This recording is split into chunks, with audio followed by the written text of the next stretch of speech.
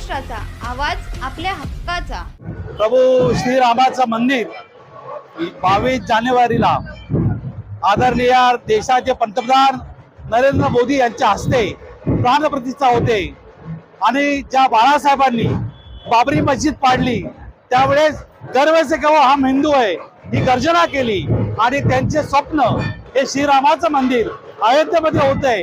त्या श्रीरामाच्या मंदिराची प्रतिकृती या राज्याचे सन्माननीय मुख्यमंत्री आदरणीय नामदार एकनाथ शिंदे साहेब यांच्या संकल्पनेतून आणि या लोकसभेचे लोकप्रिय आदरणीय खासदार कार्यसम्राट खासदार डॉक्टर श्रीकांत शिंदे साहेब यांच्या संकल्पनेतून ही रथयात्रा प्रतिकृती या अयोध्येतल्या मंदिराची आज उल्हासनगर शहरातनं काढण्यात आलेली आहे। सकाळी 9 वाजल्यापासून 5 नंबरवरून ही यात्रा निघाली आहे।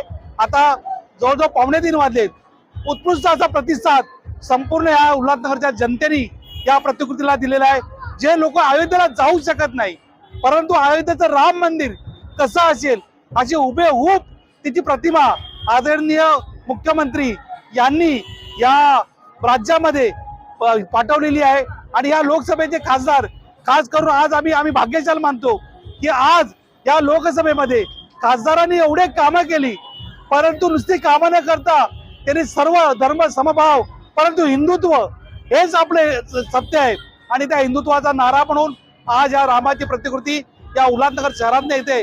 आम्ही सगळ्यांना धन्य मानतो की आज आम्ही या रामाच्या ही पावनभूमी जी अयोध्येला आहे परंतु रामाचं मंदिर त्याची प्रतिकृती आमच्या या शहरात जाते। आमचं शहरही पावन झालंय तर आम्ही खूप खूप आभार मानतो प्रभू श्रीरामाचे आणि त्यानंतर आदरणीय मुख्यमंत्री एकनाथ शिंदे साहेबांचे आणि खासदार श्रीकांत शिंदे साहेबांचे की त्यांनी ही संधी आम्हा शहरवासीयांना दिली। मी पुन्हा एकदा त्यांचा आभार मानतो आणि बोलतो जय श्रीराम, जय जय श्रीराम।